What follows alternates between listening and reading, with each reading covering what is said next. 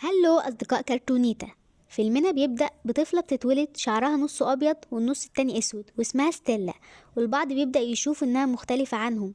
بتكبر ستيلا وبتبقى طباعها قاسية حتى مع مامتها، فبتقول لها إنها اسمها ستيلا مش كوريلا، وده معناه إنها جواها شخصيتين، واحدة لطيفة والتانية قاسية. حاولت مامتها تدخلها المدرسة وتفهمها إن لازم تكون لطيفة وإن الناس هنا بيحبوها، بس الوضع ده ما كانش بيستمر كتير، والمشاكل بتجيلها لحد عندها، وشخصية كوريلا بتسيطر عليها.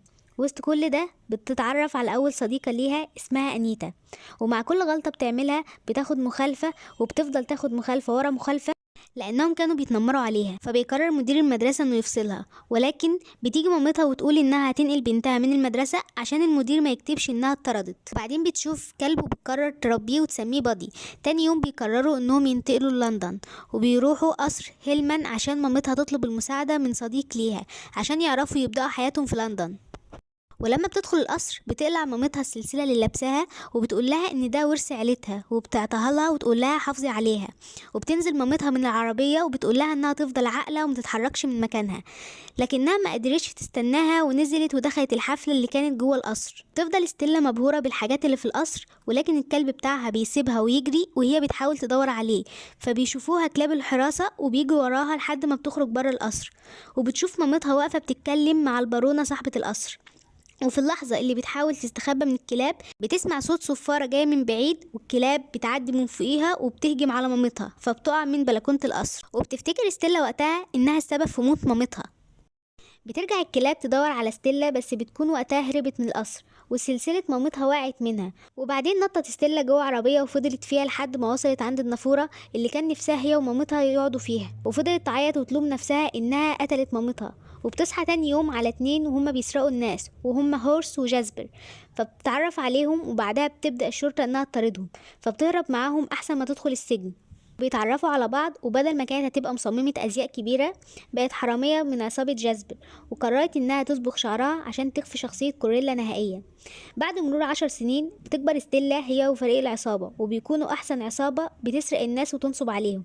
وستيلا بتكون المسؤولة عن تصميم الأزياء لكل عملية، ورغم عمليات السرقة الكتير اللي نجحوا فيها، ولكن ستيلا بتبدأ تحس بالملل وإن في حاجة أهم المفروض تعملها. وفي الوقت اللي ستيلا قاعدة بتفكر فيه وسرحانة بيدخل عليها هورس وجاسبر معاهم تورتاية عشان يحتفلوا بعيد ميلادها، وبيفاجئها بعرض توظيف في محل أزياء اللي كان نفسها فيه. فبتروح ستيلا تحتفل بالخبر ده عند النافورة، وبتتكلم مع مامتها إنها أخدت فرصة أحلامها.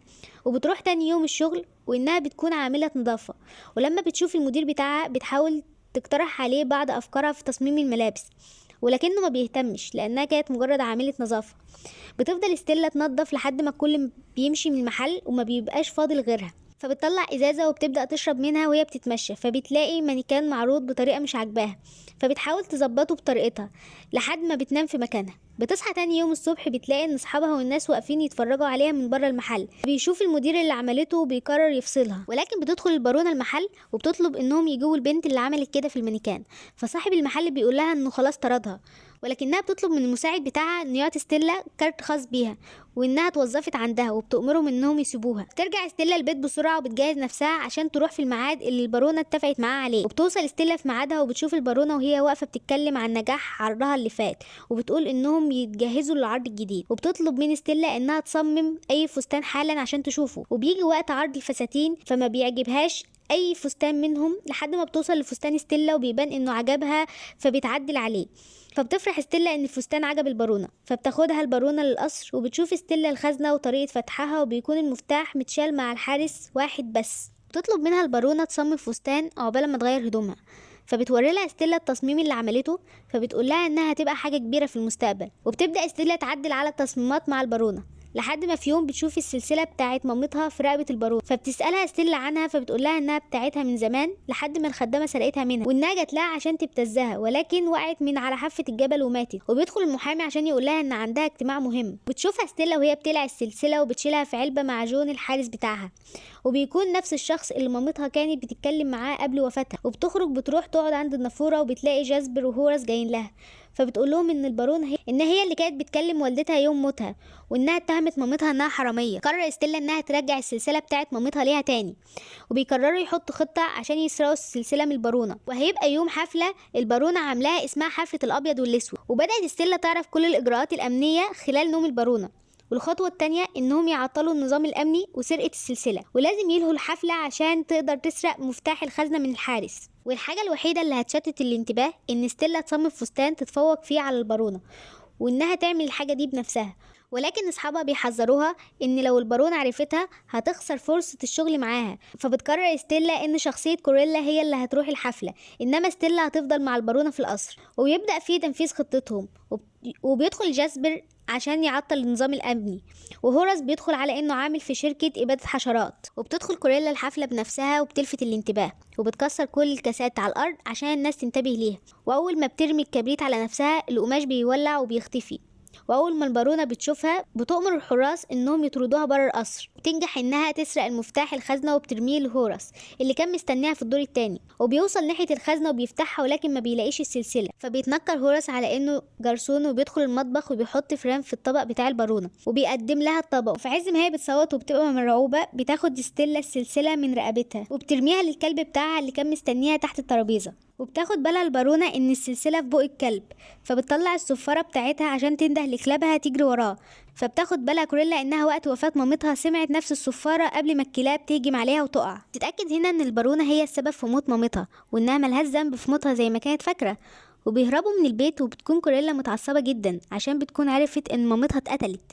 وبيقرروا انهم ينتقموا من البارونه. وبتروح للصحفيه اللي كانت بتصورها في الحفله امبارح، واللي طلعت انيتا صاحبتها زمان، وبتقول لها انها عاوزه تنشر كل حاجه عنها وانها ناويه تعمل شغل مستقل بيه. وبيروح هوراس وجاسبر عشان يخطفوا الكلاب لان واحد فيهم بلع السلسله. بتروح ستيلا لصاحب محل الفساتين وتعرفوا انها هتحتاجه الفتره الجايه. وبتبدا كوريلا تطارد البارونه في كل مكان، وبتروح لها كل حفله عشان تغطي عليها وتاخد منها اللقطه. وانيتا بتصور الخبر وتكتب عنها، وبقت كوريلا حديث الصحافه وانها المنافسه الاولى للبارونه.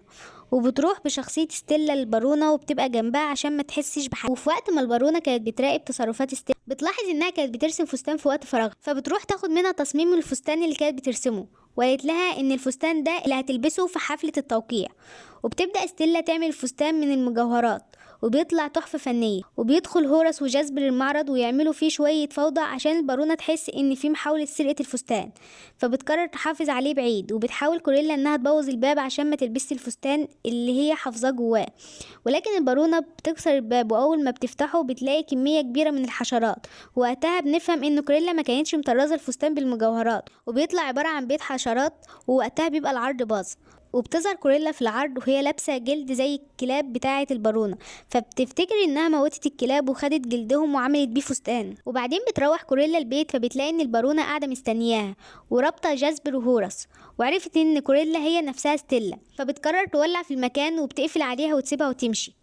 ولما بتفوق ستيلا بتلاقي جون واقف قدامها اللي هو حارس البارونه، هو اللي انقذها من الموت، وبيجيب لها السلسله بتاعتها وبيقول لها انها جواها مفتاح صغير. فبتاخد المفتاح وبتفتح بيه الصندوق اللي قدامها، فبتلاقي فيه شهاده ميلاد بتوضح انها تبقى بنت البارونه. وبيحكي لها زمان ان البارون كان نفسه في طفل على عكس البارونه، واتجننت لما عرفت انها حامل.